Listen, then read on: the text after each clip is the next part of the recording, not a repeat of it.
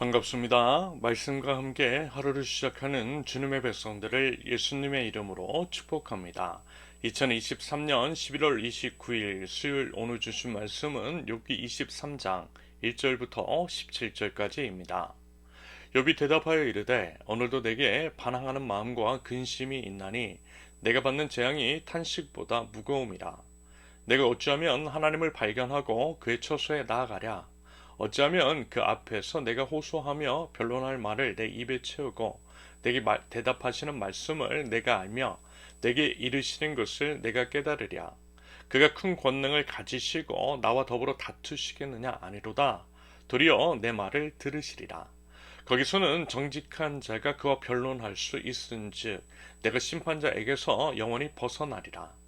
그런데 내가 앞으로 가도 그가 아니 계시고 뒤로 가도 보이지 아니하며 그가 왼쪽에서 일하시나 내가 만날 수 없고 그가 오른쪽에서 돌이키시나 배울 수 없구나.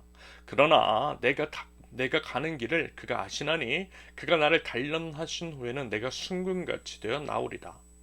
내 발이 그의 걸음을 바로 따랐으며 내가 그의 길을 지켜 치우치지 아니하였고 내가 그의 입술의 명령을 어기지 아니하고 정한 음식보다 그의 입의 말씀을 귀히 여겼도다. 그는 뜻이 일정하시니 누가 능히 돌이키랴. 그의 마음에 하고자 하시는 것이면 그것을 행하시나니 그런즉 내게 작정하신 것을 이루실 것이라. 이런 일이 그에게 많이 있느니라. 그러므로 내가 그 앞에서 떨며 지각을 얻어 그를 두려워하리라.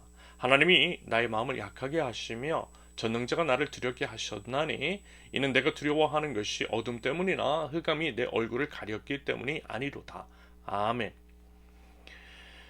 여러분, 언제가 가장 힘들던가요? 아마 이제 곁에 한 사람도 남아있지 않을 때가 아닌가라는 생각이 듭니다. 요즘은 이제 혼족이 많고요. 혼자 살고 외로움이나 고독에 익숙한 사람들이 적지 않으며 또 이제 넷플릭스나 여러 이제 OTT 서비스 그리고 이제 스마트 기기 등으로 인해 혼자도 생활이 가능한 사회가 되었지만요. 그럼에도 이제 그것들이 진정한 위로가 되지는 않을 것입니다. 그냥 뭐랄까 이제 버티고 견디고 무뎌지는 거죠. 그러면서 이제 이렇게 혼자 살기 좋은 환경이 조성되어 있음에도 불구하고 사람들이 외로워하고 힘들어하고 자살자, 고독사를 경험하는 이들이 점점 많아지는 것으로 보면 또 이제 그게 맞는 것 같다라는 생각입니다. 여러분 사람은요 본디 사회적인 존재, 사람은 본질적으로 사람과 어울리고 사람과 부대끼며 사람과 더불어 살아가도록 지음을 받았습니다. 홀로 존재하실 수 있는 분은 오직 하나님밖에 없어요. 사람은 결코 홀로 완전할 수 없습니다. 한계적 존재, 불완전한 존재로서 지음을 받은 인간은 서로가 서로를 필요로 하며 의지하고 서로 사랑하고 연합할 때에 비로소 완전함에 가까워질 수가 있는 것입니다. 여러분 하나님께서 그렇게 우리를 창조하셨다라는 거예요. 다시 말해서 하나님은 사람을 창조하실 때 서로 연합하기 위해 사랑하도록 애초부터 그렇게 계획하셨다라는 것입니다. 그러므로 사람은 사람으로 인해 서로 사랑하고 연합함으로 인해 점점 완전해져 갈 수 있는데 그것은 결국 하나님 때문이며 하나님의 계획 가운데 있는 것으로 볼 수 있다라는 것입니다. 이것을 바꾸어 생각해 보면요. 사람이 사람을 싫어하고 사람이 사람을 점점 필요로 하지 않게 되는 것은 하나님의 원래 계획, 즉 서로 사랑하고 연합함으로 그리스도의 몸을 이루어 완전함으로 나아갈 수 없게 되는 것을 의미합니다. 하나님의 창조 목적을 거스르는 것이 된다라는 거예요. 그러면서 파편화되고 개별화된 개인은 점점 삶의 의욕과 의지를 잃게 되고 홀로 외롭게 그렇게 이제 소멸하게 됩니다. 자살자, 고독사, 여러분 결국 이 때문일 수 있어요. 전혀 정상적이지 않은 참으로 끔찍한 상황입니다. 당연히 이것은요. 세상의 이제 권세자, 즉 사단 마귀의 음흉한 계략에 의한 것으로 해석될 수 있겠습니다. 여러분 성경을요 정확하게 보세요. 서로 사랑하고 연합하고 하나 되는 것은 분명한 하나님의 가르침입니다. 물론 이제 각각의 개별적인 인간의 존엄을 존중하지만 그렇다고 해서 각자 도생하라고는 가르치지 않아요. 오히려 모이기를 힘쓰라고 말씀하고 있고요. 서로 연합하여 그리스도의 몸을 이루고 함께 지어져 가라고 말씀합니다. 여러분 이러한 성경의 가르침을 제대로 알아야 하고요. 그 가르침대로 살아내야만 합니다. 그러므로 우리 하나님의 백성은 이러한 사단 마귀의 계략에 맞서 싸우고 이와 같은 경향성이 더 짙어질수록 더욱더 서로를 필요로 하며 서로 사랑하고 서로 연합하고 공동체성을 강화하기 위한 노력의 발걸음을 이어나가야만 할 것입니다. 그래서 뭐라고요? 여러분 자꾸 함께 모여서 밥 먹어야 한다는 거예요. 입을 열고 마음을 열어서 서로에게 스며드는 그렇게 이제 한 식구 한 몸을 이뤄가기 위한 의지적인 노력이 있어야만 할 것입니다. 혼밥하는 사람에게 야 혼자 밥 먹지 말고 같이 나와서 우리 함께 밥 먹자라고 하는 겁니다. 또는 혼밥이 설령 편해도요 같이 밥 먹도록 노력하는 거예요. 이것이 그리스도인의 태도라는 것입니다. 한편 우리 이제 믿는 사람으로서 하나님과의 관계를 생각해 볼 때 여러분 어떨 때가 가장 무섭고 힘드냐면요. 하나님께서 우리를 버리신 것처럼 느껴질 때, 우리는 마치 상관이 없는 자처럼 대하실 때, 그게 이제 참 무섭고 두렵고 떨려요. 그게 제일 힘듭니다. 하나님의 유기라고 하죠. 유기 버렸다라는 겁니다. 그래서 더 이상 나하고 상관이 없다라는 거예요. 여러분 이제 차라리요 엄마 아빠가 잔소리할 때는 좋은 거예요. 이거 해라 저것은 하지 말라고 할 때가 좋은 때입니다. 사랑하니까 관심도 있는 것이고 잘 되기를 바라는 마음에서 그러시는 것을 알고 있기 때문입니다. 나하고 관계 있다라는 거예요. 역설적으로 잔소리하고 회초리 드는 것은 관계 있고 사랑한다라는 증거입니다. 그런데요 뭘 하든 내버려 두는 거예요. 아무런 말을 하지 않는 겁니다. 침묵하는 거예요. 신경 쓰지 않는 거예요. 잔소리가 안 들려요. 그러면 이상해요. 말하자면 버림받은 것 같은 겁니다. 여러분 이게 참 무섭다니까요. 이젠 상관이 없는 사람이니까.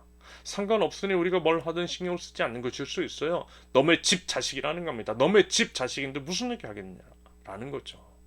여러분 이때 이 지경이 여러분 정말 심각해요. 더 이상 희망 없어요. 구원 없어요. 그래서 제일 무서워요.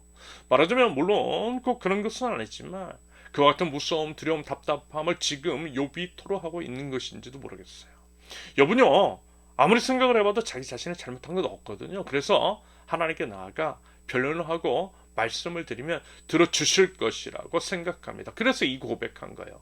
3절부터 7절까지를 보면 내가 어찌하면 하나님을 발견하고 그의 처소에 나아가랴. 어찌하면 그 앞에서 내가 호소하며 변론할 말을 내 입에 채우고 내게 대답하시는 말씀을 내가 알며 내게 이르시는 것을 내가 깨달으랴. 그가 큰 권능을 가지시고 나와 더불어 다투시겠느냐? 아니로다. 도리어 내 말을 들으시리라. 거기서는 정직한 자가 그와 변론할 수 있은즉 내가 심판자에게서 영원히 벗어나리라. 이 얘기는 뭐냐면요. 결국 하나님이 자신의 말씀을 들어주실 것이라는 겁니다. 그리고 자신은요 7절의 표현처럼 정직하기 때문에 하나님께서 무죄를 당연하게 선언해 주실 것이라는 거예요. 그런데 뭐라고요? 8절과 9절 보세요. 그런데 내가 앞으로 가도 그가 아니 계시고 뒤로 가도 보이지 아니하며 그가 왼쪽에서 일하시나 내가 만날 수 없고 그가 오른쪽으로 돌이키시나 배울 수 없구나. 하나님이 안 보이신다라는 겁니다. 하나님을 만나면 하나님께서 자신의 무죄를 밝혀주실 것인데 그 하나님을 찾을 수가 없고 만날 수가 없다라는 것입니다. 그래서 너무 답답하다라는 거예요. 하나님께서 혹시 자신을 버리신 것은 아닐까라고 하는 생각에 두려움이 엄습하더라는 것입니다. 도대체 왜 나에게 하나님이 왜 그러시는 것일까라고 하는 생각이 답답해서 미치겠다라고 하는 고백입니다. 여러분 그렇지 않아요? 여러분 우리도 그럴 때 있잖아요. 정말 이제 얘기 좀 하고 싶은데 얘기하면서 뭔가 좀 풀어보려고 하는데 도대체 뭐 때문에 삐친 것인지 드러나보고 싶은데 아예 만나주질 않는데 그 답답함, 이러지도 못하고 저러지도 못하고 그 삐칠 것 같은 거 여러분 한 번쯤 경험해 보셨죠? 욥이 말하자면 바로 그 심정이었다라는 것입니다. 그러면서 이런 얘기를 해요. 15절부터 17절까지 보면 그러므로 내가 그 앞에서 떨며 지각을 얻어 그를 두려워하리라. 하나님이 나의 마음을 약하게 하시며 전능자가 나를 두렵게 하셨나니 이는 내가 두려워하는 것이 어둠 때문이나 흑암이 내 얼굴을 가리기 때문이 아니로다. 욥은 이 고백하는 거예요. 자신에게 제일 중요한 것 하나님이시라고요. 자기를 두렵게 하는 것은 어둠과 흑암도 아니고 병든 것도 아니고 돈 없는 것도 아니고 그 외 다른 것도 아니라는 것입니다. 오직 하나님 한 분뿐이라는 것입니다. 하나님만이 자신에게 제일 중요하시다라고 하는 고백인 거죠. 저는 이 장면, 이 고백, 욥의 이런 호소를 들으면서 욥의 하나님을 향한 깊은 신뢰 그리고 이제 사랑을 봤어요. 표면적으로만 보면 하나님을 원망하는 것처럼 혹 그렇게도 볼 수가 있겠지만 여러분 결코 그렇지 않은 것 같아요. 욥에게는요 그 누구보다 더 큰 하나님에 대한 사랑이 있음을 보았습니다. 하나님에 대한 깊은 신뢰가 있어요. 하나님 중심적인 그 마음과 태도가 있어요. 당연히 하나님 그것들 다 하셨겠죠. 그래서 아마도 물론 이제 성경에는 기록이 되어 있지 않지만 하나님은 속으로 이 말씀 하셨을 것 같아요. 그래요. 내가 네 마음의 중심을 잘 알지. 왜 모르겠어. 조금만, 아주 조금만 좀 더 버텨봐. 내가 곧 정리해 줄게. 그리고 너무 고마워. 나를 신뢰해줘서. 여러분 우리에게도요 부디 이런 게 있으면 좋겠어요. 하나님을 향한 온전한 신뢰, 믿음. 우리 자신을 흔들 수 있는 것은 아무것도 없다라고 하는 그 고백. 하나님만 붙드는 믿음.